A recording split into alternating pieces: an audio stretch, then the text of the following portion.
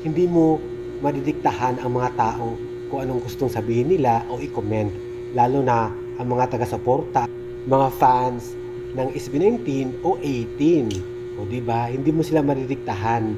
Marami na agad silang mga komento. Wala. Wala. Valid naman kasi. Diba? We're in 2025 naman. We're in the time where people really has an opinion and the right to um to say their thoughts about things, no? Lalo na kung yung mga bagay na yun is valid. Kasi punyeta, kung tamad ka na mag-editor, madami nag-a-apply dyan. Lumayas ka dyan.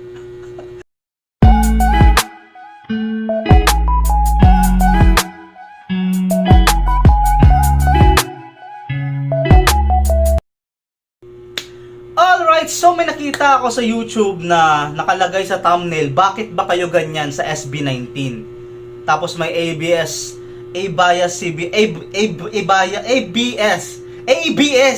CBN sa thumbnail. So, ang title, bakit po kayo ganyan sa ABS, sa SB19?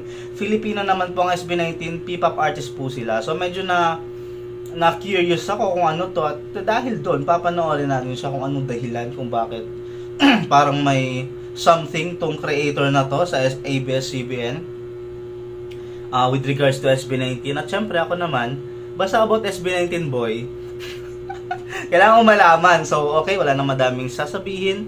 Kung hindi ka pa po nakasubscribe, we got so much SB19 here and the community is nice, so please subscribe po. We're trying to hit 20k subs. Maraming salamat po.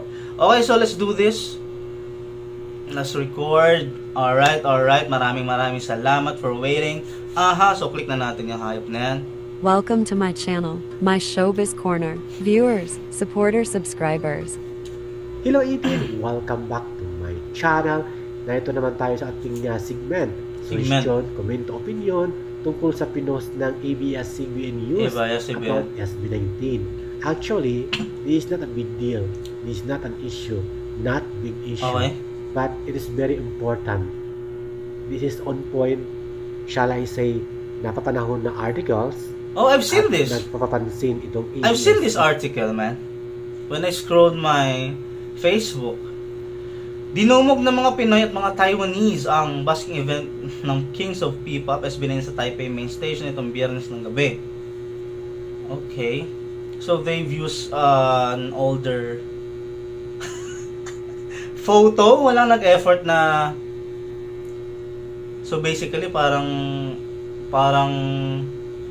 unconsciously or parang subliminally, parang parang we don't care enough about you to search for a better photo or a newer photo. Parang ganun yung dating sa akin, na parang wala kaming time para sa inyo, boy. Okay na tong picture na to na nandito sa naka-save sa computer namin. Pwede na to, boy.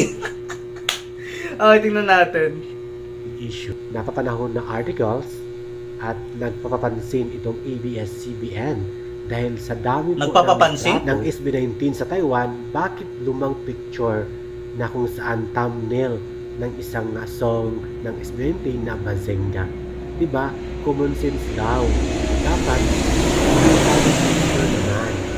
Yeah, although not an issue, not a big issue, but grabe naman ang ABS-CBN.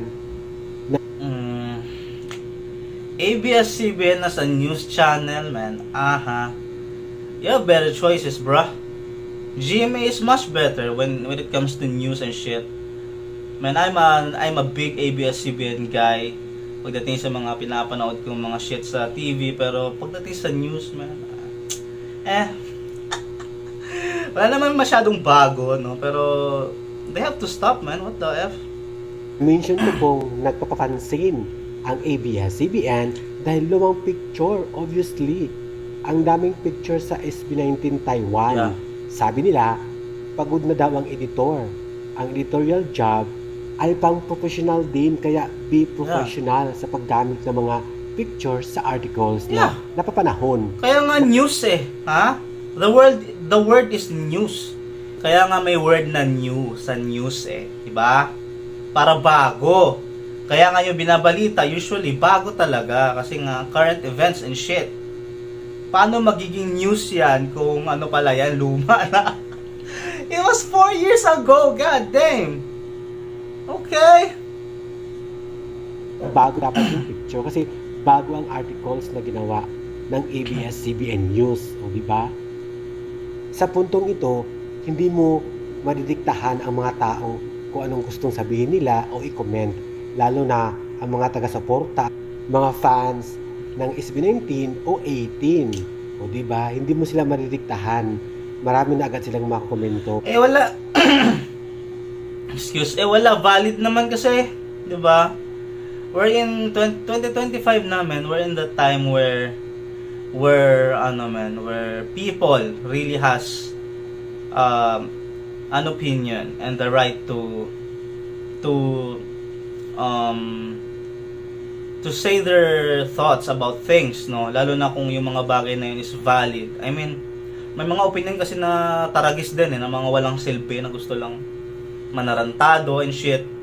Pero pag valid kagaya nito, men, constructive criticism ang tawag. Kasi punyeta, kung tamad ka na mag-editor, men, madami nag-a-apply dyan. Lumayas ka dyan.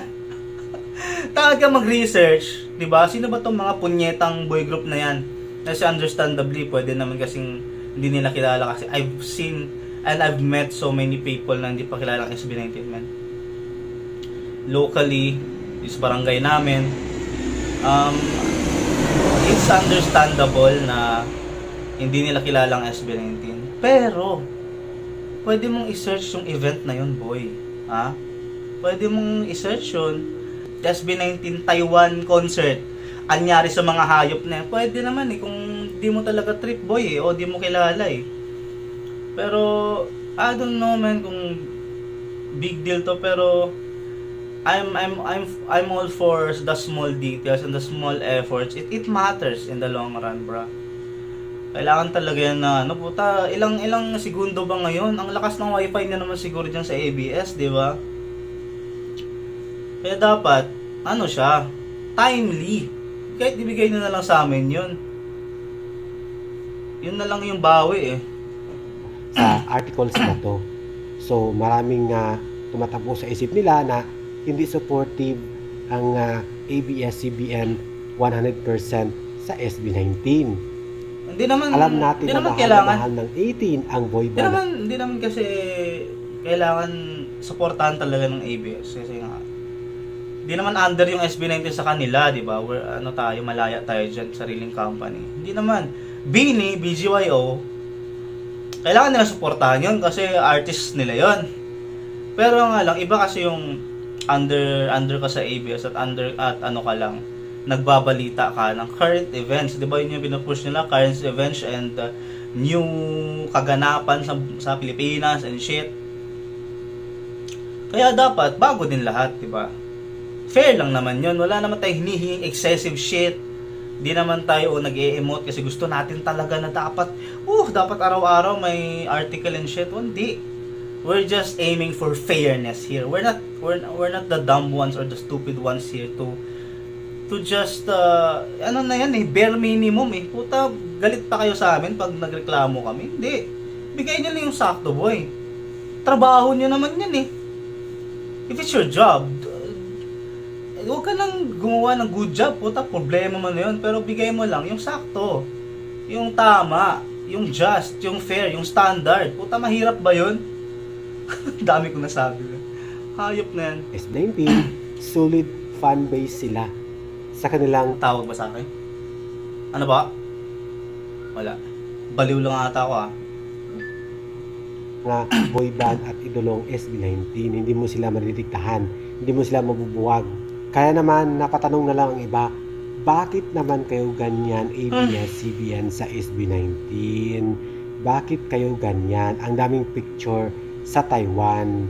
Ang fan page ninyo ay milyon-milyon ang subscribers ninyo at ang mga followers, maraming nakabasa ng articles ninyo, pero lumang picture, maraming picture po ng SB19 sa Taiwan na pwede gamitin sa nakapanahon na articles na ginagawa ninyo.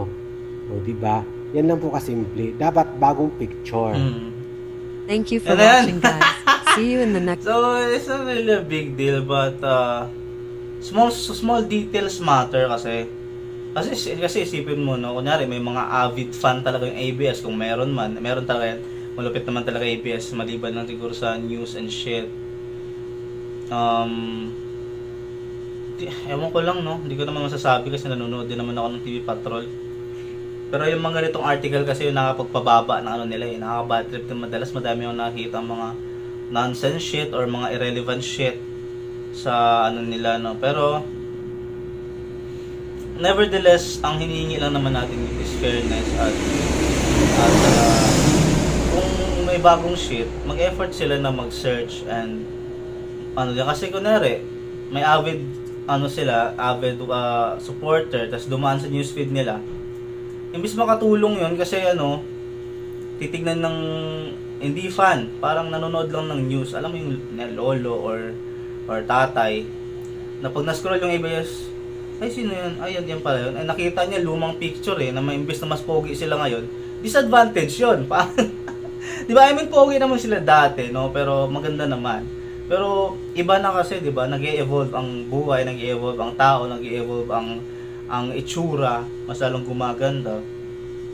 Sayang naman, di ba? Imbis makatulong, hindi tuloy nagka-effect. So yun lang naman. Hindi naman yun yung main point talaga, pero ano lang yun, side quest ko lang yun. Pero ang main shit talaga, do your basic job.